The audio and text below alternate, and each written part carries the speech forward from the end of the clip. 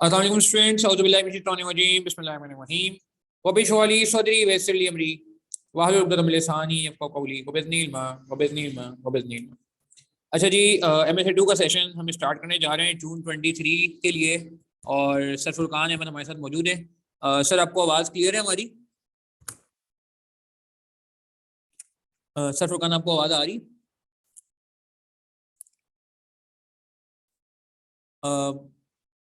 एक मिनट में चेक कर लेता हूँ, मेरे ख्याल से शायद म्यूट हो गए सर। सर चेक करिएगा आप, मेरे ख्याल से अनम्यूट हो गए अभी। जी सर, बिल्कुल आवाज आ रही है। जी जी, चलिए जी, सर फुरकान हमारे साथ मौजूद हैं। अच्छा जी, आज का सेशन बहुत ज़्यादा प्रोलॉन्ग सेशन नहीं है, 40-45 मिनट्स में हम इसको एंड कर देंगे। थोड़ा सा ब्रीफ रिकैप MSA 2 के बारे में मैं आपको इनिशियली दूंगा। और अभी जून 23 में आई कैप का जो है वो आपको पता है कि एक अनाउंसमेंट भी हुआ है कि ऑनलाइन पेपर कर रहे हैं, तो उससे भी रिलेटेड भी हम ज़रा बात करेंगे। मैंने कुछ एक्चुअली भी BFD से रिलेटेड एक सेशन कंडक्ट किया है उस सॉफ्टवेयर में, तो वो भी मैं आपसे अपना इनपुट शेयर करूंगा। तो आज एक ब्रीफ सा इंट्रो हो जाएगा MSA 2 के बारे में, ठीक है। उसके अलावा अप्रोच क्या होनी चाहिए, इस पे कुछ बात करेंगे। सर फुरकान आपको हमारी जो बुक है, बड़ी ज़बरदस्त डिटेल सी बुक है MSA 2 की बुक, उससे रिलेटेड गाइड करेंगे कि आप कैसे कर सकते हैं इसको यूज़। और ये जो टाइम यूटिलाइजेशन, अभी जो टाइम है आपके पास, अगर आप अभी टाइम यूटिलाइज करना चाहते हैं तो अभी आप कैसे टाइम यूटिलाइजेशन कर सकते हैं। और अगर आप लेट से अभी से प्रिपरेशन करना चाहते हैं, चाहे आप सेल्फ स्टडी करना चाहें, तो आपको क्या करना चाहिए। और अगर आप क्लासेस लेने में इंटरेस्टेड हैं तो आपको क्या करना चाहिए, ये भी इंशाल्लाह हमारे एजेंडे का पार्ट होगा। क्लासेस लेना चाहेंगे तो पोर्टल कैसे वर्कआउट करेगा हमारा, पोर्टल और बुक कैसे आपको हेल्प करेगी, वो हमारा जो है वो इसके बाद एजेंडा होगा। अच्छा, थोड़ा सा मैं ब्रीफ इंट्रोडक्शन अपने बारे में दे दूँगी। अल्हम्दुलिल्लाह अगर मैं अपनी बारे में बात करूँ, सऊद तारिक मेरा नाम है। 2000 मैं इसको 2 हिस्सों में डिवाइड कर लेता हूँ। 2005 से मैंने टीचिंग स्टार्ट की थी ओ लेवल्स की, और 2005 से लेकर 2014 तक एक 9 ईयर्स का अच्छा खासा अर्सा रहा, जिसमें मैंने ओ लेवल्स, ए लेवल्स और ACCA इन सारे पेपर्स को बहुत सारा पढ़ाया है, ठीक है। बहुत क्या कहते हैं, वाइड लेवल पे। 2006 में मेरा अपना ओ लेवल्स कंप्लीट हुआ था, मगर उससे पहले आप देख सकते हैं कि 2006 में ओ लेवल कंप्लीट करने से पहले ही मैंने बचपन से ही टीचिंग शुरू कर दी थी, 2005 से। और इसी तरह 2008 में मेरा ए लेवल्स कंप्लीट हुआ, उस वक्त भी मैं ए लेवल्स के स्टूडेंट को पढ़ाता था। फिर उसके बाद 2010 में अगर बात की जाए तो मेरा अल्हम्दुलिल्लाह ACCA कंप्लीट हुआ, और ACCA कंप्लीट करने से पहले मैंने ACCA पढ़ाना शुरू कर दिया था। और फिर उसके बाद मैंने 2011 में KPMG तासीर हाजी को ज्वाइन की, और अल्हम्दुलिल्लाह अल्लाह का बड़ा करम रहा, फजल रहा। विंटर 14 जो मेरी आर्टिकलशिप की भी एंड थी, कहते हैं एंडिंग अटेम्प्ट थी, और मेरी CA की भी जो है क्वालिफिकेशन अटेम्प्ट शामिल हुई, तो मैं ACA क्वालिफाइड चार्टर्ड अकाउंटेंट बन गया। उसके बाद 14 से लेके 17 तक मैं KPMG में ही रहा। 11 से लेके 17 6.5 ईयर्स मैंने KPMG में गुजारे। फिर मैं 2018 में कुछ टाइम के लिए इंडस्ट्री चला गया, और फिर उसके बाद 2018 में ही मैंने अपनी एक फर्म शुरू की ST&Co के नाम से, और अल्हम्दुलिल्लाह आज 4 ईयर्स से ज़्यादा का अर्सा हो चुका है और मैं अपनी फर्म को रन कर रहा हूँ। टीचिंग से रिलेटेड अगर बात की जाए तो 9 ईयर्स ये टीचिंग करने के बाद काफ़ी, जिसे कहते हैं कि एक स्टूडेंट लाइफ में काफ़ी टीचिंग की। उसके बाद फिर मैं जो है CA की टीचिंग में आ गया। CA की टीचिंग में मैंने जो CA फाइनल का एक पेपर होता था, अगर आपको याद हो, मैनेजमेंट अकाउंटिंग मैक का एक पेपर होता था, वहाँ से मैंने अपना टीचिंग का सफ़र शुरू किया। और रस्ते में मैं बीच में कैफ 8 जो कॉस्टिंग होता है वो, BFD CFAP 4, इसके साथ साथ फिर कुछ टाइम पहले MSA 2, और अब CFAP 3 में पढ़ा रहा हूँ। तो आज अगर मैं टीचिंग पर्सपेक्टिव में बात करूँ तो मेरे पास अल्हम्दुलिल्लाह कैफ 3 कॉस्टिंग का एरिया है, ठीक है। अगर मैं बिल्कुल बेसिक से स्टार्ट करूँ, कैफ 6 MFA का एरिया है। इसके अलावा CFAP 4 BFD का एरिया है। ये 3 चीज़ें अल्हम्दुलिल्लाह मेरी जो है वो 100% मैं खुद पढ़ा रहा होता हूँ। और उसके अलावा MSA 2 सर फुरकान के साथ शेयर किया जा रहा है, और CFAP 3 भी अल्हम्दुलिल्लाह मैंने अभी कुछ टाइम पहले शुरू किया, ये भी जो है वो शेयरिंग में है सर अरीब के साथ। तो ये दोनों पेपर जो है शेयरिंग में, ऑलमोस्ट 1/3 एरिया मेरा होता है, 2/3 एरिया जो है हमारे एक्सपर्ट्स का है, जो एक्सपर्ट है इस फील्ड के। तो ये अल्हम्दुलिल्लाह एक टीचिंग से रिलेटेड जो है बैकग्राउंड है। सर फुरकान के बारे में सर फुरकान अपना इंट्रोडक्शन आगे आपको खुद भी दे देंगे, मगर मैं ये समझता हूँ कि सर फुरकान एक बहुत ही, जैसे कहते हैं कि इस MSA 2 को समझने वाले टीचर हैं, और ख़ुद भी चार्टर्ड अकाउंटेंट है माशाल्लाह। और इसके अलावा सर फुरकान ने फर्म में तो काम किया ही है, इंडस्ट्री में भी काम किया है, और आज भी अभी करंटली भी एक माशाल्लाह बिग 3 फर्म में जो है वो एक अच्छे रोल में जो है काम कर रहे हैं। और आई थिंक हमने ख्याल से कितनी अटेम्प्ट हो गई सर, हमेशा 3 अटेम्प्ट हो चुकी हैं अल्हम्दुलिल्लाह। हमने MSA2 स्टार्ट किया था आई गेस सर सितंबर इंशाल्लाह ये फोर्थ अटेम्प्ट है हमारी माशाल्लाह। और फोर्थ अटेम्प्ट में बहुत ही कम अरसे में अल्हम्दुलिल्लाह हमने काफ़ी सारे स्टूडेंट्स को पढ़ाया। और इनफैक्ट इस बार तो अभी रिजल्ट आएगा, पिछली बार हमारे तकरीबन 29 के करीब स्टूडेंट जो है वो पूरे जो पाकिस्तान में क्वालिफाई हुए थे उसमें 29 स्टूडेंट्स हमारे थे जो सिर्फ जून 22 बैच में रजिस्टर्ड थे हमारे पास। मतलब जो दूसरे स्टूडेंट थे वो तो अलग थे, पब्लिक स्टूडेंट जो हमसे टच में थे, मगर जो हमारे अपने रजिस्टर्ड स्टूडेंट्स थे वो अल्हम्दुलिल्लाह 29 थे, which is I think more than 10% almost जो ICAP का जो है क्या कहते हैं पासिंग रहा है, क्वालिफाइड चार्टर्ड अकाउंटेंट का नंबर आया। तो एक बहुत ही जिसे कहते हैं इसमें डिटेल्ड एफर्ट है। MSA2 पढ़ाने से रिलेटेड बस मैं छोटी सी बात करूंगा, फिर MSA2 पे आऊंगा। मैं काफ़ी टाइम से BFD पढ़ा रहा हूँ अल्हम्दुलिल्लाह, BFD में भी मेरा स्टूडेंट का एक मेरिट होल्डर है, मगर MSA2 मैंने पढ़ाना शुरू किया सितंबर 2021।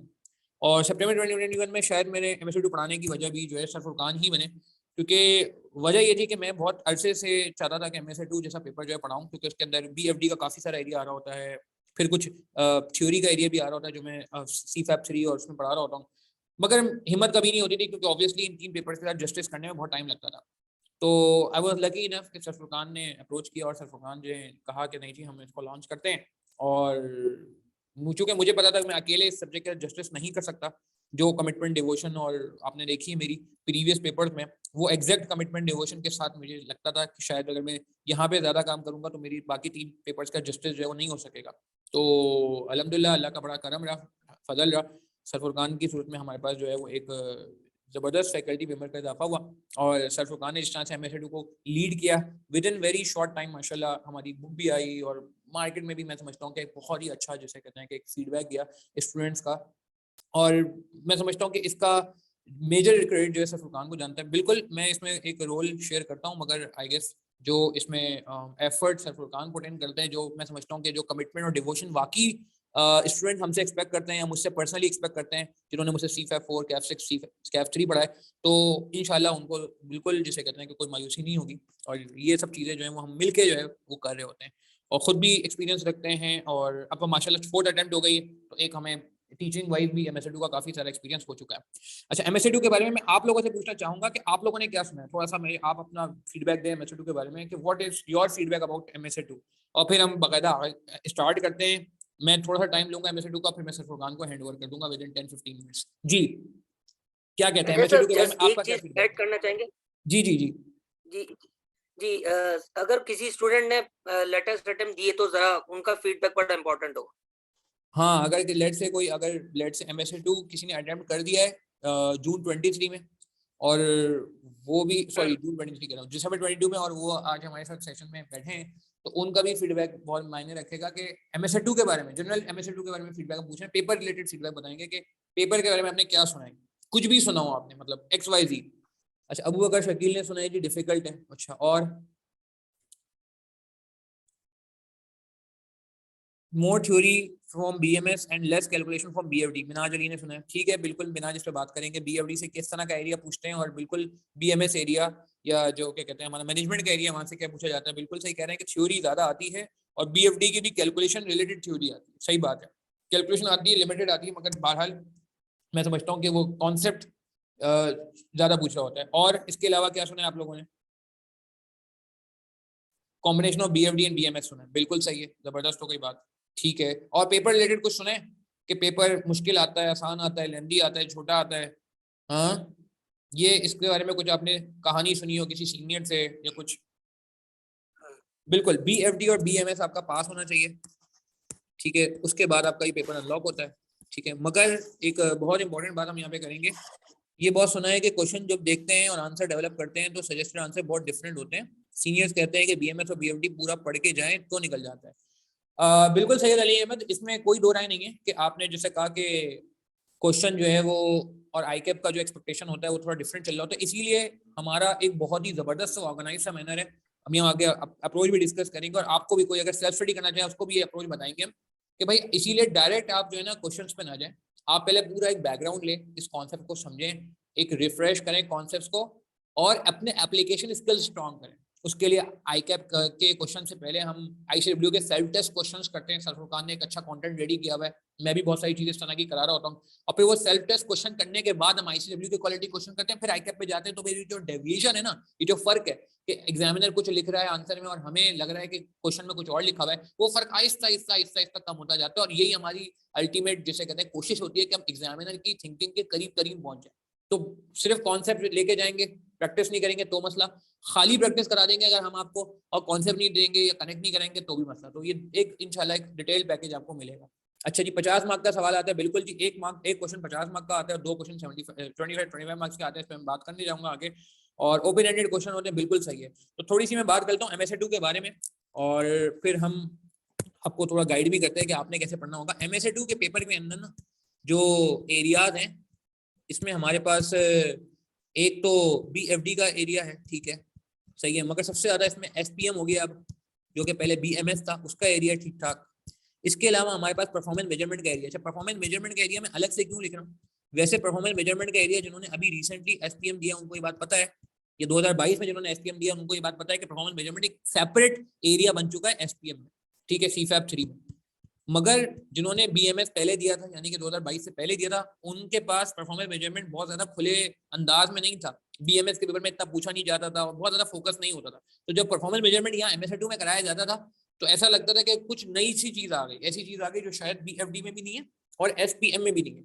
अभी जिन्होंने रिसेंटली SPM दिया उनको ये एडवांटेज होगा कि परफॉर्मेंस मेजरमेंट का उनको काफी आइडिया होगा, क्योंकि उसका एक डेफिनेटली सवाल बन रहा है, उसकी ग्रेड भी बन गई है नई स्कीम में। खैर, अच्छा, उसके अलावा इसमें टैक्सेशन का एरिया है, ठीक है, काफी लिमिटेड सा एरिया है। ऐसा नहीं है कि आपको CFAP 5 पूरा आना चाहिए, एक लिमिटेड सा एरिया आना चाहिए। और माशाल्लाह इस पे भी सरफुर खान की बड़ी मेहनत है, इन्होंने टैक्सेशन के रेलेवेंट जितने सेक्शन हैं जो हमारे कोर्स से रिलेटेड हैं और हमारे जिसे कहते हैं पेपर में ज्यादा पूछे जाते हैं, उनकी एक अलग कंपाइलेशन कर ली हमारी किताब में, और उसका हम एक अलग से सेगमेंट जो है वो बना लेते हैं, ताकि अगर किसी का खुदा ना खासा CFAP 5 नहीं निकला हो या CFAP 5 अटेम्प्ट ही नहीं किया हो तो उसको परेशानी ना हो। इसके अलावा COCG code of corporate governance का एरिया है और एथिक्स का एरिया है।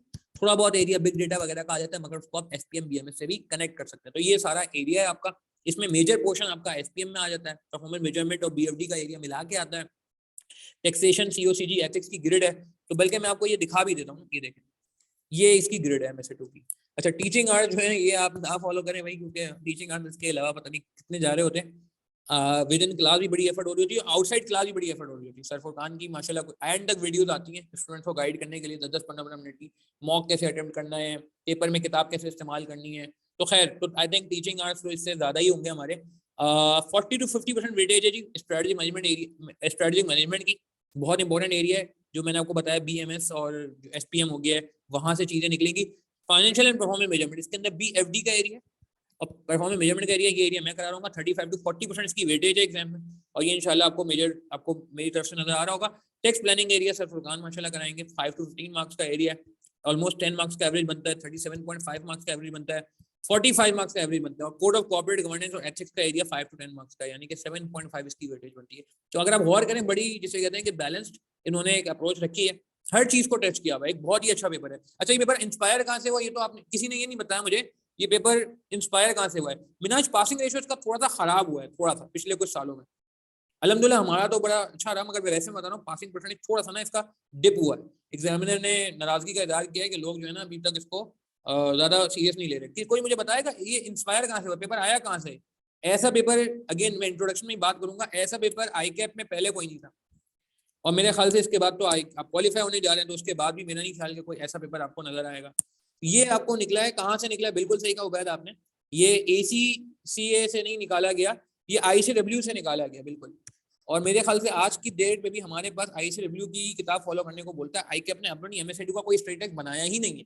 वो आपसे कहा जाता है, आपसे कहता है कि जी आप जाएं ICW का स्टडी टेक्स्ट फॉलो कर लें। आईकैप ने किट जरूर बना दी अपनी, मगर बहुत लिमिटेड बनाई है, ठीक है, मगर किताब के लिए वो हमें कहता है कि जी आप ICW फॉलो करें। इसीलिए हम आपको जो है ICW की किताब फॉलो कराएंगे, और उस पर एक प्रॉपर हाईलाइटिंग, उसके इंपॉर्टेंट एरियाज, उसके फुट नोट्स सर फुरकान ने बहुत अच्छे से बनाए हुए, और वो स्टूडेंट से शेयर भी हो रहे होते हैं। तो ICW से इंस्पायर है पेपर। इस पेपर के बारे में बस मैं ये बताते चलूँ कि सिनेरियो बेस्ड पेपर होता है, और ये क्यों पेपर आया दुनिया में, इसके पीछे क्या लॉजिक है, ये आपको सर फुरकान एक बहुत प्रैक्टिकल एग्जांपल के थ्रू बनाएंगे कि भाई दुनिया में जरूरत क्या पड़ी, मतलब ये पढ़ाने की जरूरत क्या है। आईकैप को भी कैसी क्या नौबत आ गई, एक नया पेपर ऐसा निकालने की जरूरत पड़ गई जो पहले कभी था ही नहीं। अच्छा, ऐसा पेपर सिनेरियो बेस्ड जिसमें BFD की भी थ्योरी एप्लीकेशन वाली पूछी जाए, BMS पूछा जाए, टेक्स्ट पूछा जाए, ठीक है, COCG पूछा जाए, एथिक्स पूछा जाए, इतनी सारी चीजें एक ही पेपर में पूछी जाए, ऐसा कोई पेपर। हाँ, अभी इन्होंने नीचे कैफ 6 का पेपर एक लॉन्च किया MFA कुछ टाइम पहले, ठीक है, जो मैं ये फुल 100% पढ़ा रहा हूँ अल्हम्दुलिल्लाह।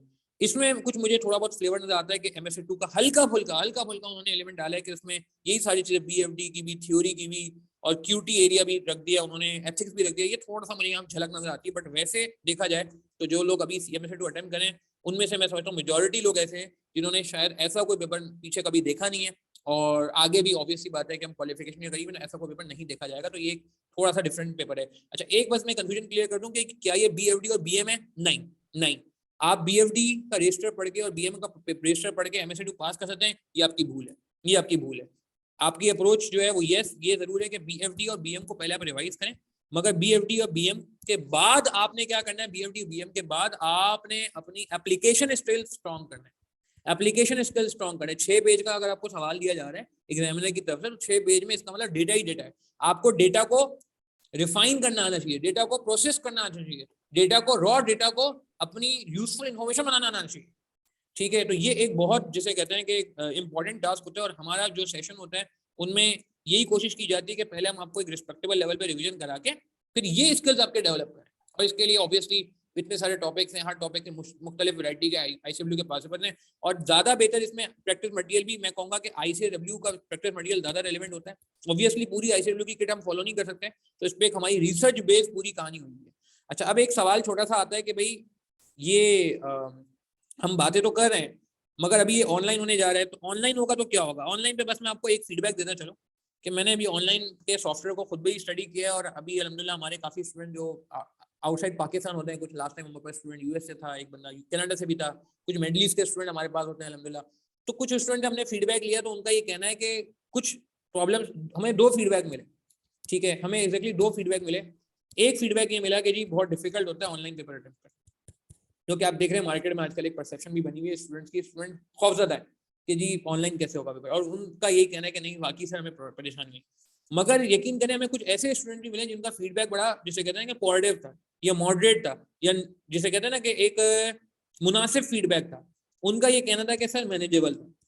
अच्छा, हम दोनों से बात की तो हमें पता चला कि भाई ऐसा क्यों हो रहा है कि एक ही तरह का पेपर आ रहा है और एक ही पेपर है दोनों का, दोनों के पास ऑनलाइन की रिसोर्सेज भी सेम है, सॉफ्टवेयर भी सेम है, मगर एक बंदा कह रहा है डिफिकल्ट है और एक बंदा कह रहा है मॉडरेट है, ठीक है, या हाफ आवाम कह रही है डिफिकल्ट है, हाफ मॉडरेट। तो हमें पता चला कि जो लोग डिफिकल्ट कह रहे थे उन्होंने प्रैक्टिस नहीं की थी आई के सॉफ्टवेयर, तो चूंकि वो फर्स्ट टाइम इस्तेमाल कर रहे थे सॉफ्टवेयर, तो उनको पेपर तो सॉल्व करना आता था, मगर उनको सॉफ्टवेयर पे कमांड नहीं थी कि सॉफ्टवेयर में कौन सा फंक्शन चलता है कौन सा नहीं चलता। कुछ ग्लिचेस हैं सॉफ्टवेयर में, ग्लिचेस का वर्ड मेरे ख्याल से पता नहीं यूज करना चाहिए नहीं करना चाहिए, आई नाराज ना हो जाए मेरे इस वर्ड से, मगर एक बात करूं कि यस कुछ प्रॉब्लम्स हैं जो मैं आपको बताऊंगा। मैंने खुद भी BFD क्लास में सॉफ्टवेयर यूज किया है, लाइव क्लास में स्टूडेंट के सामने एक सवाल कराते हुए, ठीक है, मगर बहरहाल जिनकी प्रैक्टिस है उनको बहुत प्रॉब्लम हुई, स्ट्रगल किया। मगर जो लोगों ने 10 से 15 सवाल सॉल्व कर लिए थे, ठीक है, 10 से 15 सवाल भी अगर आपने सॉफ्टवेयर में सॉल्व कर लिया तो उनको सब समझ आ गई थी सॉफ्टवेयर में कौन सी चीज जो है एक्सेल में करनी, कौन सी चीज एक्सेल में नहीं करनी, कहाँ फॉर्मूला लगेगा कहाँ फॉर्मूला नहीं लगेगा, कौन सा फंक्शन चलेगा कौन सा फंक्शन नहीं चलेगा, क्योंकि वो प्योर एक्सेल नहीं होता। तो उनका फीडबैक ये था कि नहीं सर हमें बहुत ज्यादा प्रॉब्लम नहीं हुई, जो कि हमारे लिए थोड़ा सरप्राइज था, क्योंकि हम एक्सपेक्ट करते हैं कि सबका फीडबैक खराब होगा, बिकॉज ऑनलाइन पेपर की में आदत नहीं है। तो ये एक आई थिंक बहुत इंपॉर्टेंट फीडबैक था कि अच्छा अब इसमें सॉफ्टवेयर से रिलेटेड ये ICAP ने तो जून 23 अनाउंस कर दिया, मगर इसमें अभी जैसे मैं बता रहा हूँ सॉफ्टवेयर में थोड़े से इश्यूज हैं कि सॉफ्टवेयर में जैसे क्या मसला है, मैं आपको अगर दिखा भी दूं 1 मिनट के लिए स्क्रीन, बस फिर मैं सर फुरकान को हैंड ओवर करता हूँ कि अगर आप देखें ये सॉफ्टवेयर पे मैंने एक्सेल में सवाल सॉल्व किया वैसे, ठीक है, तो सॉफ्टवेयर में क्या इशू है कि सॉफ्टवेयर में इशू ये है कि आप जैसे F2 दबाते हैं ना यहाँ पे, तो F2 दबाते हैं तो क्या होता है कि वो फॉर्मूला यहाँ पे लिखा आना शुरू हो जाता है, तो वो F2 नहीं दबता, वहाँ पे फंक्शन अवेलेबल नहीं है, जो फंक्शंस आपके पास नॉर्मल एक्सेल में होते हैं अवेलेबल, ठीक है। फिर फॉर्मेटिंग का थोड़ा इशू है कि आप इसको नंबरिंग में कन्वर्ट करते हैं ना, जैसे मिसाल के तौर पे आप डेसिमल में कोई चीज़ है आप उसको कन्वर्ट करते हैं ये करके, फिर आपको उसको डबल क्लिक करके मतलब इसको आप मुनासिब करना चाहते हैं तो क्या करेंगे, यहाँ से इसको करें, तो ये फंक्शन भी थोड़ा सा वहाँ पे स्लो प्रोसेस होता है। तो ये कुछ इशू, तो मैंने कुछ एक वर्किंग की हुई है, स्टूडेंट्स ने भी मेल की हुई ऑलरेडी ICAP को जिन्होंने MSc 2 अटेम्प्ट किया था, मैंने उनसे रिक्वेस्ट की थी कि यार आप ऑलरेडी अटेम्प्ट कर चुके हो तो आपका फीडबैक ICAP को बहुत वैलिड लगेगा। और कुछ कल मैंने भी जो है एक एफर्ट किया है तो खैर कटिंग लॉन्ग स्टोरी शॉर्ट, तो हमारा बस ये होगा, हम इसको डिटेल में डिस्कस करेंगे कि हमारे सेशन में ये सॉफ्टवेयर वाला एलिमेंट कैसे बिल्ट इन होगा। ये आगे जाके जब हमारी ऑफिशियल जिसे कहते हैं रिजल्ट के बाद रेगुलर सेशन होंगे वहाँ बात होगी। मगर अभी फिलहाल हम ये कह सकते हैं कि यस, इस पे हमारी वर्किंग चल रही है, और कुछ चीज़ें हम आईकैप से भी रिक्वेस्ट करेंगे कि भाई आईकैप इसको मुनासिब कर दे, और बहुत सारी चीज़ें ऐसी हैं जो हमें स्टूडेंट के साथ भी करनी है, ताकि ये कि अगर आप कुछ 10 से 15 क्वालिटी क्वेश्चन भी हमारे साथ मिलकर कर लेते हो सॉफ्टवेयर पे, ठीक है, तो एक बहुत ही अच्छा आपकी तैयारी हो जाएगी, और जब पेपर में जाएंगे तो आपको ज़्यादा परेशानी नहीं होगी एज कम्पेयर टू समवन जिसने सॉफ्टवेयर पहली बार जो है वो पेपर में ही जाके देखा। ठीक है जी। तो खैर coming back to the story, ICW follow करेंगे तो आपकी बस अप्रोच ही होगी, आप स्टडीज आप अपना रिवीजन करें बीएफडी और बीएम का, सही है। उसके बाद आप एक आईसीडब्ल्यू की बुक पढ़ेंगे, पहले अपना रिवीजन करेंगे, लिमिटेड पढ़ेंगे, ठीक है, पूरी बुक नहीं पढ़नी, लिमिटेड पढ़नी है। उसके बाद आप आईसीडब्ल्यू के क्वेश्चन सॉल्व करेंगे, और उसको सॉल्व करने के बाद फिर आप आएंगे आईकैप के पास पेपर्स। ये एमएसए2 के लिए अप्रोच होगी। बहुत सारे लोगों को मैंने देखा है वो एमएसए2 के लिए क्या करते हैं, जो हमें बाद में पता चलता है, जब अनफॉर्चुनेटली स्टूडेंट परेशान होता है हमसे कांटेक्ट करता है, तो वो डायरेक्ट ये काम करने के बाद ना वो डायरेक्ट एमएसए2 के पास पेपर कर लेता है, दरमियान में वो आईसीडब्ल्यू को घास नहीं डालता ना। अच्छा आईसीडब्ल्यू को ज्यादा घास डालेगा तो क्या करेगा, आईसीडब्ल्यू के वो क्वेश्चंस कर लेगा डायरेक्टली। नहीं, आईसीडब्ल्यू की बुक पढ़नी भी बहुत ज्यादा जरूरी होती है, और बहुत सारी चीजें तो मुझे हमें पता है बोरिंग लगती है स्टूडेंट्स को, तो सर फुरकान ये करते हैं कि बहुत सारी चीजें जो रेलेवेंट होती है वो क्लास में ही रीड करा देते हैं आपको, तो आपके हिस्से का काम भी समझे वो क्लास में हो जाता है। मगर ये बहुत इंपॉर्टेंट एरिया होता है क्योंकि टेक्निकल जार्गन्स होते हैं, ठीक है, जार्गन्स होते हैं, और वो जार्गन्स जो है वो हमें आई थिंक बताने चाहिए। हमारी बुक में आईसीडब्ल्यू के क्वेश्चंस हैं ज्यादा, प्रैक्टिस मटेरियल बहुत ज्यादा हमने रखा हुआ है। जो बुक है रीडिंग रिलेटेड वो हमने आईसीडब्ल्यू की ओरिजिनल बुक रखी है, ठीक है। अच्छा ऐसा करते हैं, ये तो कुछ बात हो गई, और एक मैं आपको बस अभी एक विजिट और कराता हूँ एक चीज की। ये आपको हमारा पोर्टल नजर आ रहा होगा, तो जो स्टूडेंट्स समझते हैं कि लेट से अगर उनको वो करना है, तो हमारे पास MSA2 का पूरा एक अल्लाह का शुक्र है समर 23 का हमने फुल कोर्स कर दिया है, और ये हमारा थर्ड बैच जैसे हम बता रहे थे आपको है। तो ये पूरा हमारे पास जो है ना पूरी चीज सीक्वेंस में ऑलरेडी बनी हुई है, चैप्टर 1 चैप्टर 2 हमारी बुक के हिसाब से जो है ये चैप्टर्स मौजूद हैं प्रॉपर। और फिर उसके बाद मेरे अपने जो एरियाज हैं वो नीचे आ रहे हैं, क्या कहते हैं, वर्किंग कैपिटल के आ रहे हैं, आईकैप का पास पेपर आ रहा है, डिस्कशन आ रही है, इसके अलावा फॉरेक्स आ रहा है। तो मतलब जो भी रेलेवेंट कंटेंट है अल्हम्दुलिल्लाह हमने इसको जो है वो एक बहुत लॉजिकल सीक्वेंस में इसको शेयर किया हुआ है। अच्छा मेरे ख्याल से आई थिंक मैं बहुत ज़्यादा टाइम नहीं लूँगा, सर फुरकान से मैं रिक्वेस्ट करूँगा, सर आप को आप जी अनम्यूट सर। हैं। तो सर प्लीज आप जरा अपना थोड़ा सा इंट्रोडक्शन दे दें, और जो हमने बुक वगैरह बुक भी है हमारी यहाँ पे देखें, ये एक बुक का भी मैंने यहाँ पे इंडेक्स शेयर किया हुआ है, एक बहुत डिटेल्ड हमारी बुक अल्हम्दुलिल्लाह 1200 पेजेस की 2 वॉल्यूम में मुश्तमिल डिटेल्ड बुक है। तो हम चाहते हैं कि वो कसर ना रहे, बच्चा पेपर देने जाए बस पहली और आखिरी बार पढ़े इसको, और फिर उसके बाद उसकी कोई ज़रूरत ना पड़े। फिर ये एक बड़ा अच्छा डॉक्यूमेंट सर फुरकान ने रेडी किया हुआ है कि कैसे आप जो है अपनी नॉलेज को अप्लाई करेंगे, ऑब्जेक्टिव क्या था MSA2 का, ये पूरा एक डॉक्यूमेंट है जो अगेन हम किताब के शुरू में डिस्कस कर रहे होते हैं कि how we should attempt MSA2। जी sir, sir Furqan over to you. जी अच्छा सर, ये स्क्रीन शेयर हो रही है? बिकॉज आई आप अपनी स्क्रीन शेयर कर दें, मैंने अपनी स्क्रीन स्टॉप कर दी। सर कंफर्म करते हैं स्क्रीन शेयर बिल्कुल हो रही है? बिल्कुल जी, आपकी स्क्रीन आ गई, थैंक यू। अच्छा अस्सलाम वालेकुम। जहाँ तक जल्दी से मैं आपको बताता हूँ, एक्सपीरियंस का ताल्लुक है केपीएमजी के साथ एसोसिएटेड हूँ, वन ऑफ बिग 3 फर्म। तो 2013 से मैं उनके साथ काम कर रहा हूँ, और बीच में इंडस्ट्री एक्सपीरियंस भी रहा। अच्छा, इस सब्जेक्ट से के बारे में मैं थोड़ा-सा आपको बताऊँ, एक प्रैक्टिकल यानी कि मुझे मुझे जो फ़ील हुआ, और फिर किस तरह मेरा यहाँ पे इंटरेस्ट बेसिकली डेवलप हुआ। बेसिकली प्रैक्टिकल एक्सपीरियंस की अगर मैं बात करूं, तो MSA2 ऐसी ऐसी क्या एक ऐप को क्या खास बात सूझी, और क्यों ये पेपर लॉन्च किया गया, और क्या वजह थी, इस चीज को समझने इसलिए भी जरूरी है ताकि हम उस एक अप्रोच के साथ जो है ना लेके चल सकें पेपर, जो कि हमें डेवलप करके आखिर में पास करवा दे। बेसिकली आपने देखा होगा, हर फील्ड से रिलेटेड ना हमारा एकेडमिक एक बैकग्राउंड होता है। जैसे फॉर एग्जांपल अगर आप टैक्सेशन एक्सपर्ट बनना चाहते हैं तो टैक्स का एक सब्जेक्ट है। इसके अलावा अगर हम बात करें फाइनेंशियल एक्सपर्ट बनना चाहते हैं, तो हम आपको पता है पूरा 2-3 पेपर्स हैं उसके, फाइनल लेवल पे भी जो है ना उसको जाके टेस्ट किया जाता है। बीएफडी का पूरा एरिया है, सर ने पूरा आपको बताया, बिजनेस फाइनेंशियल डिसीजन। एक एरिया ऐसा होता था अभी तक, आईकैप की अगर मैं हिस्ट्री में बात करूं, और उस पर बहुत ज्यादा बेसिकली तनकीद होती थी ग्लोबल लेवल पर, वो ये होता था कि आपने देखा होगा एक बहुत बड़ी फील्ड है जो कि वर्ल्ड वाइड तो काफी अरसे से है और पाकिस्तान में बड़ी ग्रोइंग स्टेज पर है, जिसको हम कहते हैं बिजनेस कंसल्टेंट या फाइनेंशियल कंसल्टेंट। ठीक है। अच्छा, उनके पास क्या होता है, फॉर एग्जांपल एक कंपनी पाकिस्तान में आके एस्टेब्लिश होना चाह रही है, तो वो क्या करेगी, वो बिजनेस कंसल्टेंसी से वाली जो फर्म जो ये सर्विस दे रही होगी उससे जाके वो कंसल्ट करेगी और फिर उसको पूरा जो है ना बिजनेस सिनेरियो बताया जाएगा और वो सब, उसमें भी टैक्सेशन भी आ जाती है, बिजनेस डिसीजंस भी आ जाते हैं, फाइनेंशियल डिसीजंस भी आ जाते हैं, एथिकल एरिया भी आ जाता है, लीगल लीगल पूरे यानी कि पूरा एक डॉक्यूमेंट बनता है, उसकी बेसिस पे पूरा एक डिसीजन लिया जाता है। तो एक स्टोरी अगर मैं आपके सामने यहाँ पे शो करूं, ये हमारा बुक है। अच्छा, अब इसमें आपको नजर आ रही होगी ये शॉर्ट स्टोरी एक मैंने डेवलप की हम लोगों ने मिलकर। Practically everybody knows there are widespread demanding and established fields of business and financial consultancy. ठीक है, जिसमें आपका risk strategy, business decision, tax, BFD, ethical implications, ये सब कुछ आ रहा होता है। तो इस पेपर या इस फील्ड से रिलेटेड ना आईकैप के पास बेसिकली कोई एकेडमिक बैकग्राउंड इस पेपर से पहले नहीं था। ठीक है। तो अब फॉर एग्जांपल मेरे पास एक बिजनेस सिनेरियो आता है, उसमें मुझे डिसीजन लेना है, उस डिसीजन में मुझे बीएफडी भी कवर करना पड़ेगा, मुझे बिजनेस मैनेजमेंट भी कवर करनी पड़ेगी, टैक्सेशन, एथिक्स, जो कुछ भी है वो सारा कुछ कवर करना पड़ेगा।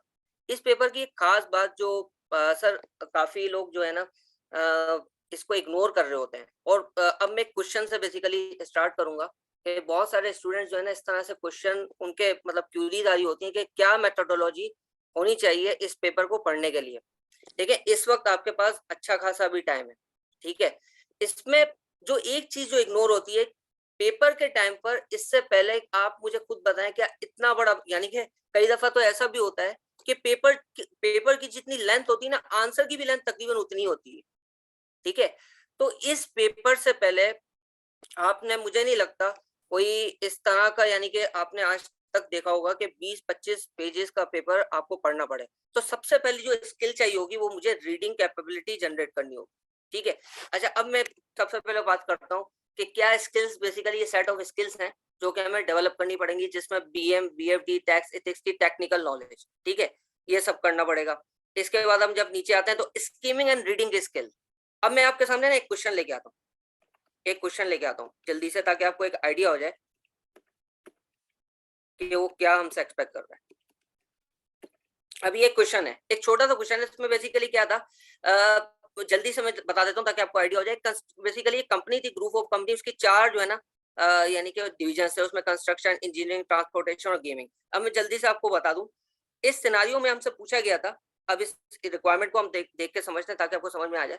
Describe how the CEO of gaming could substantiate assertion about the level of brand investment in business requires. इसमें मसला बेसिकली ये था कि भाई चार डिवीजन थे, उसका जो सीईओ था उसने तनकीद ये की कि भाई आपकी चार कंपनीज हैं, उसमें सबसे ज्यादा जो एडवर्टाइजमेंट हो रही है या सबसे ज्यादा जो खर्चा हो रहा है एडवर्टाइजमेंट के ऊपर, वो गेमिंग इंडस्ट्री में हो रहा है, और जबकि ये कमा के भी सब कम दे रही है, यानी कि इसका लॉस भी, प्रॉफिट भी बहुत कम है, इसके मुकाबले में इसके एक्सपेंडिचर्स बहुत ज्यादा हैं।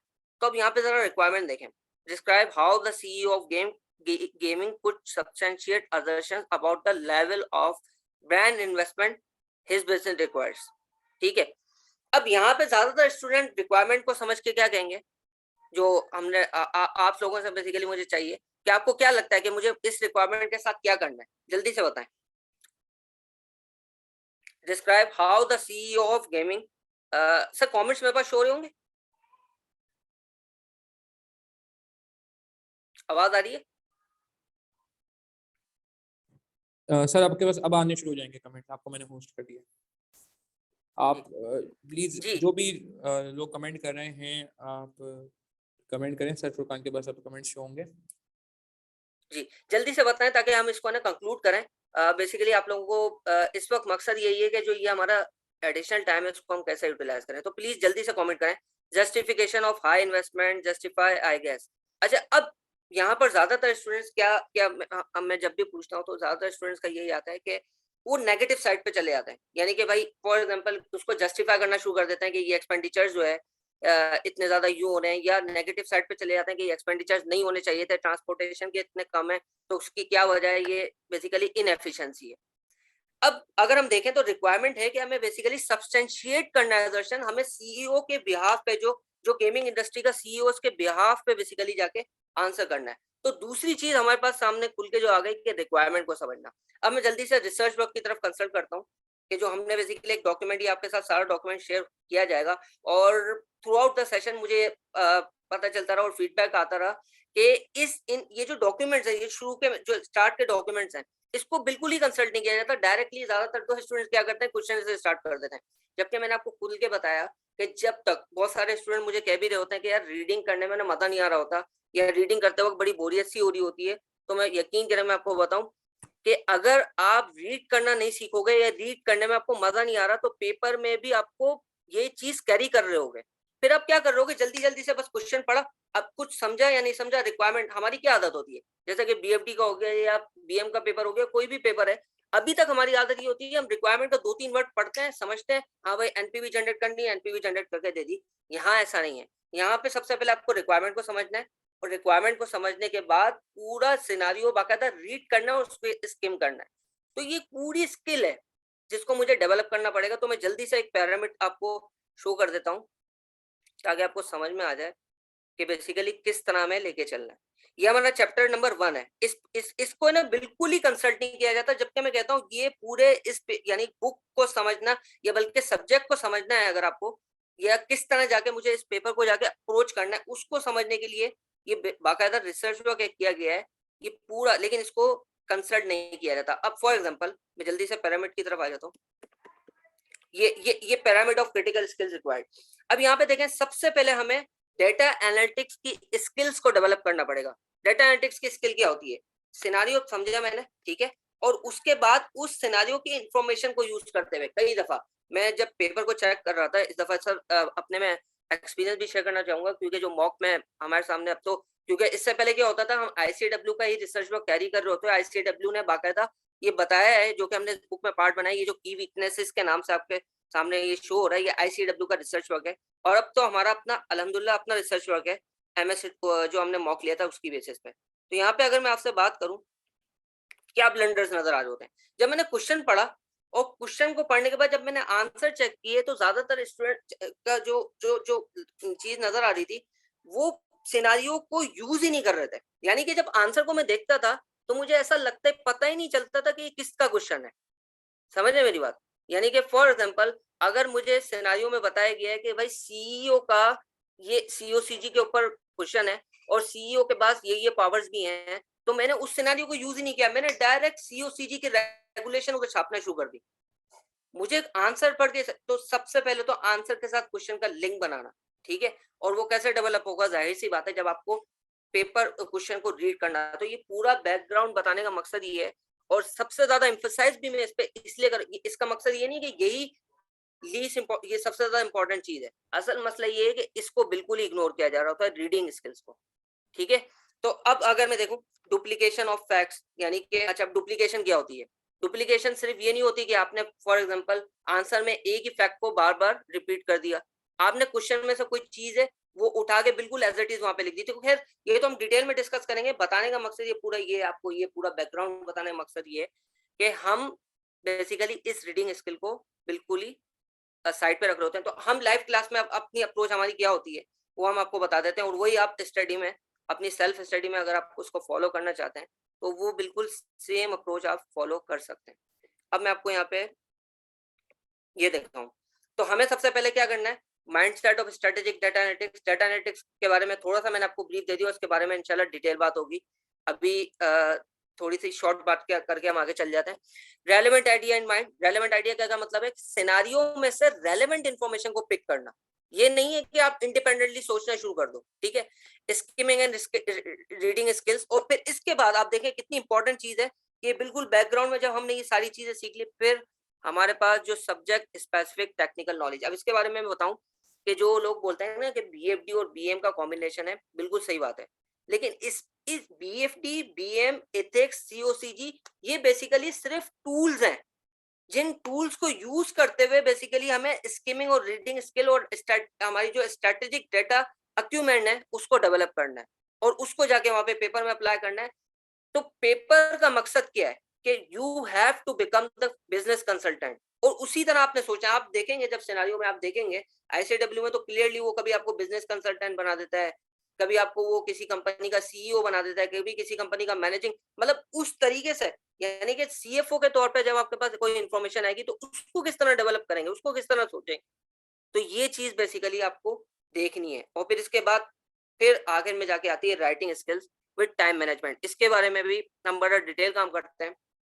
और मतलब फॉर एग्जांपल अब राइटिंग स्किल्स की अगर मैं बात करूं तो बहुत सारे लोग डिफरेंट अप्रोचेस के साथ चल रहे होते हैं।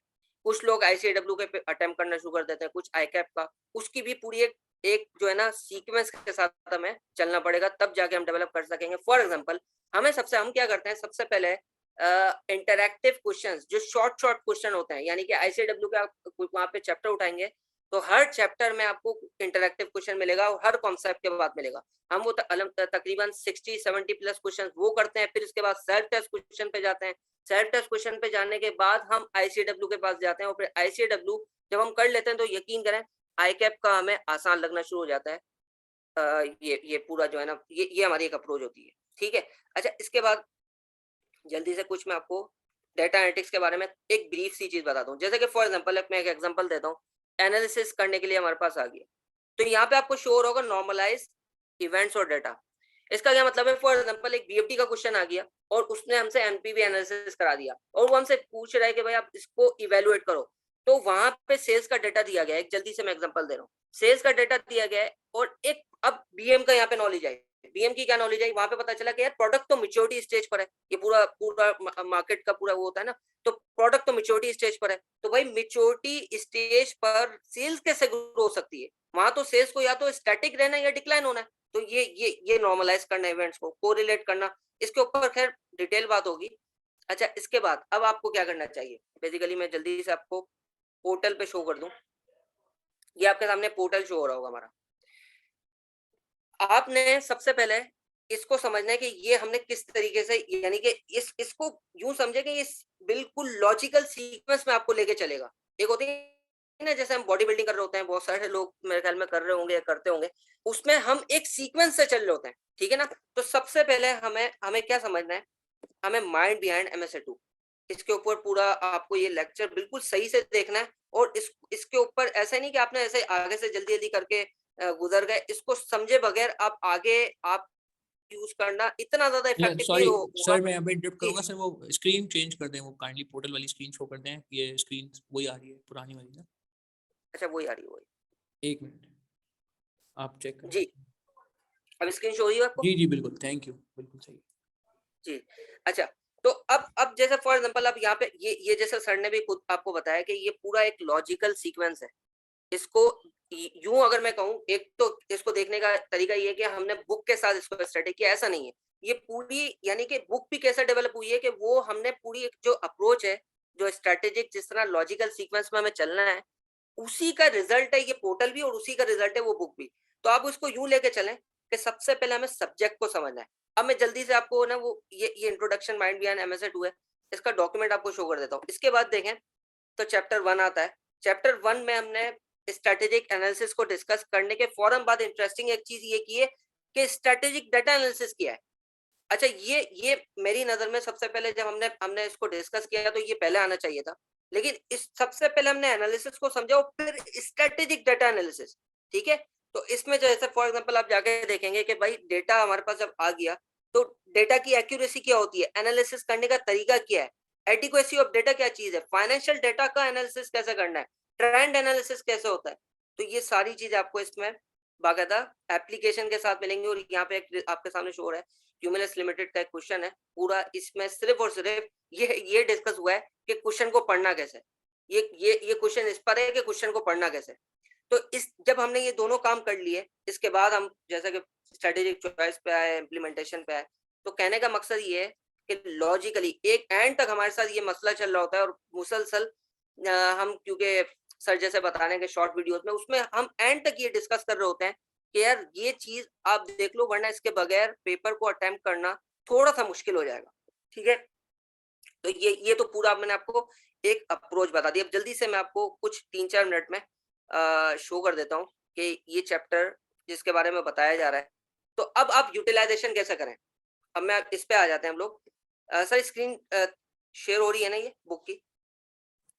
जी जी बिल्कुल श्योर, थैंक यू। जी जी। अब जैसे फॉर एग्जांपल अब इधर आ जाते हैं, डाटा एनालिसिस क्या है इसको समझ लेते हैं, और यही हमारी पूरी अप्रोच होगी इस पेपर को लेकर। Data analysis is a process of, और ये पेपर डाटा एनालिटिक्स का है, याद रखिएगा। ये जो आपके बहुत सारे मिसकॉन्सेप्शंस हैं कि बीएफडी बीएम को पढ़ के हम ये यूं समझ लें कि दोनों ये दोनों तीनों चारों जितनी भी नॉलेजेस हैं, चाहे सीओसीजी की होती, वो उनको असिमिलेट करना है, और ये डॉक्यूमेंट है जो कि हमारा रिजल्ट होगा डाटा एनालिसिस, उसका पूरा एनालिसिस करना है। Data analysis is the process of inspecting, cleansing, transforming and modeling data with the goal of discovering useful information, conclusion and supporting decision making। तो ये बेसिकली इससे रिलेटेड पेपर है, फिर इसमें आपको डिटेल मिल जाएगी, और ये काम हम लाइव कर रहे होते हैं। अच्छा, लाइव कैसे कर रहे होते हैं? अब जल्दी से मैं आपको फॉर एग्जांपल एक ये चैप्टर शो कर देता हूँ। हम ये आपको ये मार्किंग नजर आ रही होगी मुख्तलिफ जगहों पे, जैसे यहाँ पे हमने कमेंट कर दिया, ये हमने एक आपको कमेंट बबल भी मुख्तलिफ जगहों पे शो होंगे। ये एक इस तरह से आपको, यानी कि फॉर एग्जांपल ये बॉक्स डेवलप कर दिया और ये कमेंट्स हमने शो कर दिए। तो ये बेसिकली ये जब हम काम कर रहे होते हैं ना, तो इंटरेस्टिंगली सिर्फ ये नहीं है कि बीएम की नॉलेज हमारी रिवाइज हो रही है या डेवलप हो रही है या टेक्निकल नॉलेज डेवलप हो रही है, बल्कि ये जो आदत है जो हमें शुरू से डालनी है और पेपर में जाके इसी को अप्लाई करना है, उसी को हम लेके चल रहे होते हैं।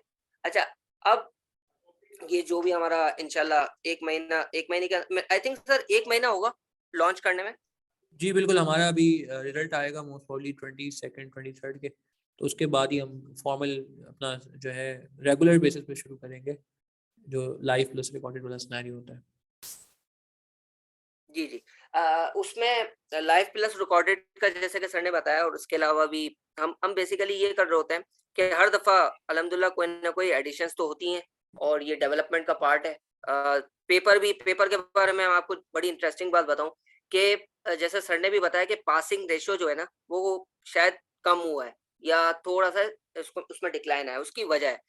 अब अभी इंटरेस्टिंगली कुछ स्टूडेंट्स के मैंने कमेंट लिए थे हम लोगों ने भी, सर आपने भी ये मेरे ख्याल में सुना होगा, स्टूडेंट्स ने जो कमेंट दिए जी जी उसमें ये है कि वो कह रहे हैं कि अब ऐसा पेपर लग ही नहीं रहा था कि मैंने आईसीडब्ल्यू का कोई क्वेश्चन उठा के उधर से कॉपी करके लिख सकता हूँ।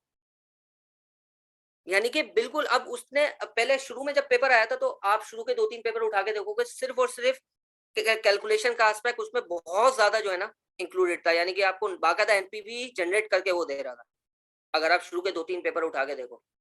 फिर उसके बाद उसने देखा कि आईसीडब्ल्यू का मटेरियल उठा उठा के उसने क्वेश्चंस में क्वेश्चन उसको अपने अपने यानी कि मॉडल करते हुए वहां से पूछना शुरू कर दिया, और फिर अब जो अप्रोच आ रही है अब ये है कि अपने क्वेश्चंस भी डेवलप हो रहे हैं। तो अब देखें, और अप्रोच में दूसरा बड़ा चेंज क्या आया कि क्योंकि पेपर का मकसद तो ये नहीं है कि कैलकुलेशन करवाना, या ये भी मकसद नहीं है बीएम की नॉलेज टेस्ट करवाना। तो आपको एक स्टूडेंट ने बताया भी कि बहुत शॉर्ट सी कैलकुलेशन नजर आ रही थी। ऐसा नहीं है, कैलकुलेशन पूरी होती है, लेकिन असल उसका प्रैक्टिकल एस्पेक्ट टेस्ट हो रहा होता है। समझे, जैसे मैंने एमपीवी की आपको एग्जांपल दी, ठीक है। तो अब आपने एक और मैं बात करूं, जैसे बीएम है, बीएम में बहुत सारे मॉडल्स देख रहे होते हैं, बहुत सारे मॉडल जैसे पेस्ट एनालिसिस, बड़ा इंटरेस्टिंग कमेंट आ रहा होता है कि यार कोई मॉडल जाके ना मैं अप्लाई नहीं हो रहा। असल बात ये है कि वो मॉडल कोई एक टेस्ट नहीं हो रहा, वो आपकी एक बिजनेस अक्यूमेंट, उन मॉडल्स को डेवलप करने के बाद जो उसको अप्लाई करना है जिस तरीके से, वो टेस्ट हो रहा है। तो आपको ऐसा नजर नहीं आ रहा होगा कोई एक खास मॉडल जाके अप्लाई हो रहा है। समझ रहे मेरी बात? तो ये कुछ चीजें थी जो आपको बतानी थी, और बस आखिरी चीज यही है कि आपने इस वक्त 1 महीना जैसा कि मैंने बताया वो इस तरह यूटिलाइज करना है, तकरीबन 1 महीने उससे कम होगा। ये जो शुरू के चैप्टर्स हैं, खास तौर पे ये डाटा एनालिटिक्स का स्ट्रेटेजिक डाटा एनालिसिस, और ये किस तरीके, और इसमें आप बेशक कमेंट्स भी करें हमें व्हाट्सएप पे, मैं तो हम लोग तो खुद वेट कर रहे होते हैं ताकि आपको जो है ना इस पर और भी ज्यादा क्लियरिटी मिले, ठीक है ना। तो वो ये था सर मेरी तरफ से। बिल्कुल किसी का कोई क्वेश्चन है तो प्लीज पूछ सकता है। बिल्कुल, कोई क्वेश्चन है पूछ लें। एक बस मैं एंड में यही कहूंगा कि देखें, आपके पास 2 अप्रोचेस हैं आज ना। अगर हम आज 25 दिसंबर को खड़े हुए, ठीक है, इनफैक्ट ये एक ऐसा सेशन हम बाद में भी कंडक्ट करेंगे। आपके पास 2 अप्रोचेस हैं। 25 दिसंबर को आप खड़े हैं, लेट्स से 22nd को रिजल्ट है, 23rd को रिजल्ट है, जो भी आईकैप की तरफ से डेट अनाउंस हुई है, मेरा आपको मशवरा ये होगा कि देखें, अगर आपका खाली MSA2 रहता है, ठीक है, या आपको लगता है कि नहीं MSA2 के साथ कोई एक पेपर आप ऐड करना चाह रहे हैं, ठीक है, तो मतलब अगर आपको लगता है कि हाँ यार मैं MSA2 के अलावा कुछ नहीं पढ़ सकता, तो आप MSA2 अभी से शुरू कर दें। बट अगर किसी को लगता है कि नहीं यार लेट से आपको MSA2 के साथ कोई 2 पेपर उठाने हैं, तो मैं फिर मशवरा ये दूंगा कि आप MSA2 को फिर आप रिजल्ट के फॉर्म में उठा लें, अभी ना उठाएं, ठीक है। हाँ, अगर आप अभी उठा रहे हैं MSA2 तो फिर उसको फिर प्रॉपर 1 महीने को पढ़ें, मतलब ये ना हो कि फिर आप हाफ हार्टेड सोच रहे हो कि पता नहीं मेरी MSA2 की अटेम्प्ट बनेगी नहीं बनेगी, ठीक है। तो इट डिपेंड्स ऑन कि आपका टाइम अवेलेबिलिटी कौन सी है। ये मैं आपको अपना फ़ोन नंबर दे रहा हूँ, जो आपको बुक से रिलेटेड बुक कहाँ से मिलेगी हमारी, और कोई भी अगर वैसे क्वेरी है एडमिन रिलेटेड तो मुझे आप इस नंबर पे व्हाट्सअप कर सकते हैं, मैं आपको गाइड कर दूंगा। और कोई सर फुरकान से रिलेटेड क्वेरी हो तो वो भी मुझे आप फॉरवर्ड कर सकते हैं, मैं आगे सर को फॉरवर्ड कर दूंगा। मगर पॉइंट ये है कि आप अगर महीने को यूटिलाइज करना चाह रहे हैं तो you can start with MSA2 and कोई इशू नहीं है, आप उसको स्टार्ट करें। अप्रोच हमने आपको बता दी कि आप पहले रिविजन कर लें BFD और SPM का, फिर आप ICW की बुक रीड करेंगे, आपको मिल जाएगी आसानी से। ICW की बुक बहुत आसानी से अवेलेबल है मार्केट में, ठीक है, बहुत आसानी से मिल जाती है। उसके बाद फिर आप ICW के क्वेश्चन और फिर ICAP के क्वेश्चन पे जाएं, ICAP के MSA2 लेवल के क्वेश्चन पे जाएं, मगर डायरेक्टली एक चीज ऐड करना चाहूंगा मैं। जी जी जी।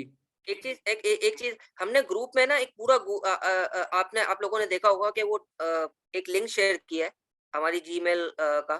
तो उसमें ड्राइव में ना कुछ डॉक्यूमेंट्स हैं। बेसिकली आपने जो अप्रोच लेके चलनी है ना, वही आपके सामने पिरामिड है, चाहे आप सेल्फ स्टडी भी कर रहे हो। आपने चैप्टर को पढ़ना है। चैप्टर को पढ़ते वक्त ना मसला ये होता है कि थ्योरी में ना नींद आ रही होती है। ये एक बेसिक्स है, हम किसी के साथ भी इशू रहता है।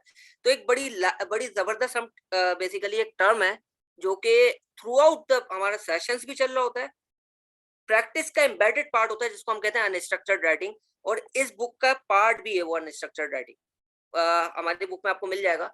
वो क्या है कि आप कोई भी मतलब थ्योरी पढ़ रहे हैं तो उसको पढ़ते वक्त जो की जार्गन्स आ रहे हैं, कीवर्ड्स आ रहे हैं, अनस्ट्रक्चर्ड वे में विदाउट एनी यानी कि कंसर्न कि आपको उसको दोबारा देखना है या रिवाइज करने के लिए देखना है, बस आप लिखते चले जाएं। हमने पिछले 3 जैसा कि बताया ना, चौथा या अटेम्प्ट है, 3 अटेम्प्ट तक मुसलसल जिन भी स्टूडेंट ने ये चीज अप्लाई की है ना, अल्हम्दुलिल्लाह बहुत फायदा हुआ है। इससे ये होता है क्योंकि राइटिंग की अपनी मेमोरी है, याद रखिएगा। अच्छा, एक चीज और मैं यहाँ पे ऐड कर दूं, खास तौर पे सर टाइम ज्यादा हो रहा है लेकिन ये बड़ी इंपॉर्टेंट बात है। इंपॉर्टेंट ये है कि सिनेरियो पूरा चेंज हो रहा है। यानी कि आप देख रहे हैं कि भाई मतलब हम सॉफ्ट में जा रहे हैं, हर चीज सॉफ्ट, डॉक्यूमेंटेशन, पेपर वर्क खत्म हो रहा है और लाइव एग्जाम्स हो रहे हैं। अब आपने देखा कि अब इंशाल्लाह ये ICAP का जो भी एग्जाम हो रहा है ये भी सॉफ्टवेयर पे होगा। लेकिन एक चीज याद रखिएगा, ये पढ़ने का तरीका नहीं बदलता। बिल्कुल, सक्सेस की सिर्फ एक ही की है और वो है पढ़ना। आप इसकी मैं एक बेस्ट एग्जांपल दूंगा और बात ही खत्म हो जाएगी। क्या आपको लगता है कि US में या यूरोप जो है वो हमसे पीछे, वो आगे? वो जाहिर सी बात है, इन चीजों में बहुत पहले से है। AC से पता नहीं कब से करवा रहा है। लेकिन आज भी अगर कोई बुक लॉन्च होती है ना तो वो हार्ड बाउंड होती है और वो हार्ड कॉपीज उसकी बाकायदा सेल होती है। बिल्कुल, नहीं, बात समझ रहे मेरी? कि मतलब तरीका नहीं बदला, सिर्फ और सिर्फ प्रैक्टिस का तरीका आप कह सकते हैं बदल जाएगा। हमारी जो स्टडी अप्रोच, जो सेल्फ स्टडी की जो अप्रोच है वो बदल जाएगी। लेकिन आज भी याद रखने का तरीका यही है भाई कि आप बुक से ही पढ़ो। इसके सॉफ्ट में आप नहीं पढ़ सकते। को मैं एक तो हमारी आदत नहीं है, नंबर 1। दूसरा, वैसे भी मुश्किल काम है सॉफ्ट में कोई चीज, क्योंकि वो जब तक हमारा हाथ नहीं चल रहा होता ना, बिल्कुल, हाईलाइटिंग से, पेन से, नहीं, ये हम नहीं रिटेन कर पाएंगे। और ये अगर किसी ने, हम डिस्कस भी कर रहे थे, बस आखिरी बात, बहुत ज्यादा अलार्मिंग चीज है ये चीज याद रखिएगा। ये अगर आप इस अप्रोच के साथ चलेंगे ना तो बड़ा बैकलॉग हो जाएगा।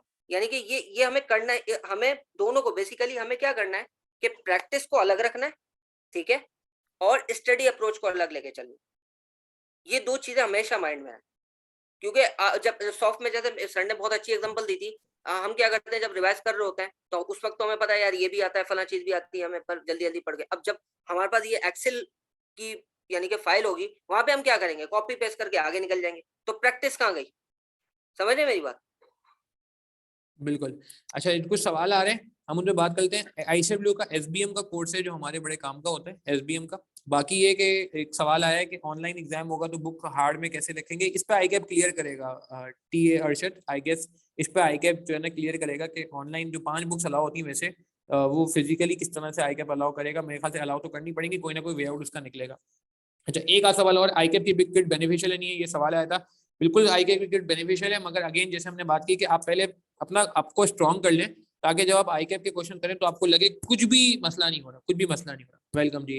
यार तो अभी खैर क्वेश्चन के बारे में सोचे ही ना मेरे जी ख्याल। बिल्कुल बिल्कुल। और अभी मैं अभी तो BFD के अंदर भी मैं कल यही बात बोली कि भाई आपका जो रजिस्टर है ना रिप्लेस नहीं होने वाला, क्योंकि आप बचपन से पढ़ने की आदत आपकी रजिस्टर में है, हार्ड में पढ़ने की आदत, तो पढ़ने की आदत आपकी चेंज नहीं होगी ना, पढ़ने का तरीकेकार चेंज होगा। सर ने जैसे बताया कि प्रैक्टिस, और मैंने आपको बताया कि मेन जो फर्क है वो भी प्रैक्टिस ही था। उन स्टूडेंट्स में जिनका फीडबैक था कि भाई सॉफ्टवेयर जो है डिफिकल्ट था, या जिनका फीडबैक था नहीं सर सॉफ्टवेयर से इतना ज्यादा मसला नहीं हुआ, हम पेपर में मुनासिब तरीके से जो है वो कर सकते थे, जिनकी प्रैक्टिस थी उनका ये फीडबैक था, जिनकी प्रैक्टिस नहीं थी उनका फीडबैक जो है वो थोड़ा डिफरेंट था। तो I think it's not a big deal, but yes हम अपने सेशन में बिल्कुल, चूंकि प्रैक्टिस हमने ही करानी है, बीइंग अ टीचर ऑब्वियसली काफी सारी चीजें हम खुद रिस्पॉन्सिबिलिटी ले रहे होते हैं, तो इसकी भी इंशाल्लाह हम जो है वो रिस्पॉन्सिबिलिटी ले रहे होंगे।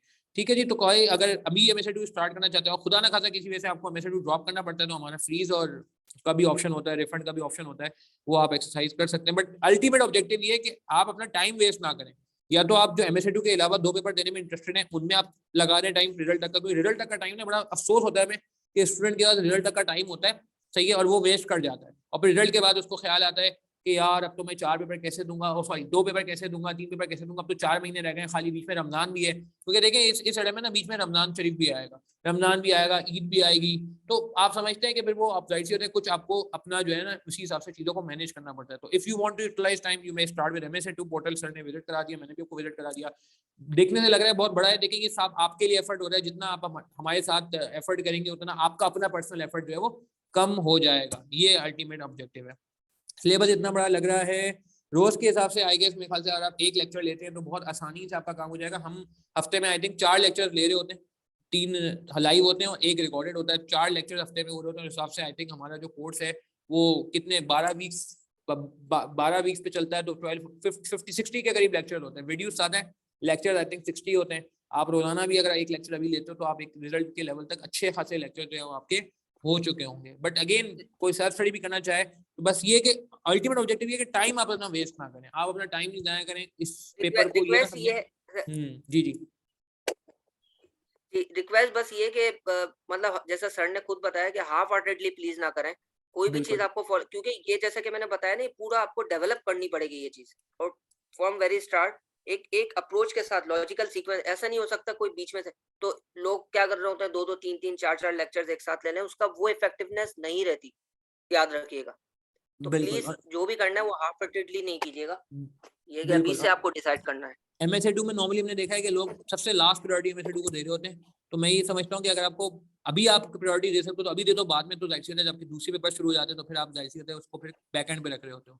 MSA 1, 2 एंड लॉग कैसे हैं ये मेरे ख्याल से थोड़ा डिफिकल्ट होगा, बट मैनेज करने का तरीका यही है कि आप रोज की बेस पे पढ़ें, रोजाना की बेस पे रहें, कंसिस्टेंसी की बेस पे पढ़ें। लॉ को अभी थोड़ा ज्यादा टाइम देते हैं फिर आप, क्योंकि लॉ में काफी चीजें ऐसी होती हैं जो मैं समझता हूँ कि टेक्निकल होती हैं, शुरू में उसको ज्यादा कर लें, फिर रिजल्ट के बाद एक मोटिवेशन से MSA 1 MSA 2 कर लिएगा। देखें ये सेशन का पर्पस ये नहीं है कि आप MSA 2 के एडमिशन ले लें अभी, वो तो आप अपनी यूटिलिटी देखें, हमारा सिर्फ ये था पर्पस कि एक अवेयरनेस हो जाए, क्योंकि बहुत सारे लोगों के लिए MSA 2 नया होता है।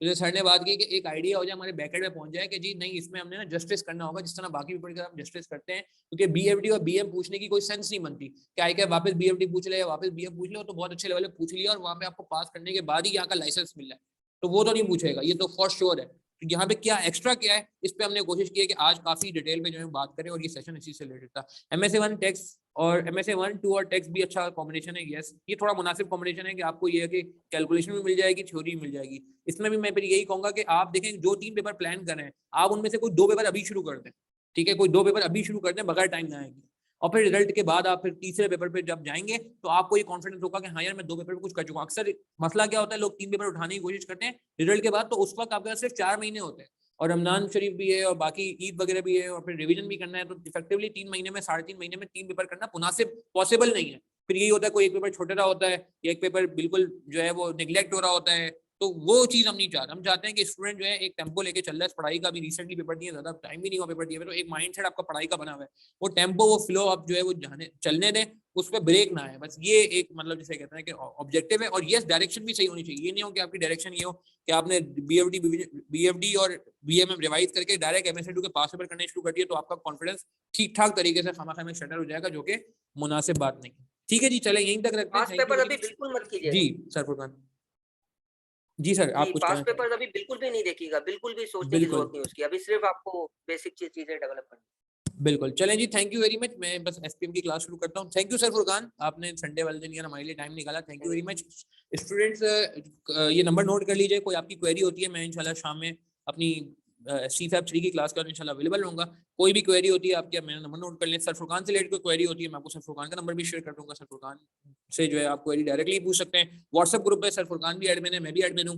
आप हमारे व्हाट्सएप ग्रुप में भी जो है क्या कहते हैं अगर मौजूद हैं, तो वहाँ से भी आप मेरे और सर फुरकान का नंबर ऑब्टेन कर सकते हैं। बस कोशिश करें कि यार चीज़ों को आप जो है वो यूटिलाइज करें, टाइम को यूटिलाइज करें। बिल्कुल, टुडे आज की रिकॉर्डिंग इंशाल्लाह यूट्यूब पे हम रात में अपलोड कर देंगे। ठीक है जी, चलें, थैंक यू वेरी मच, जज़ाकल्लाह।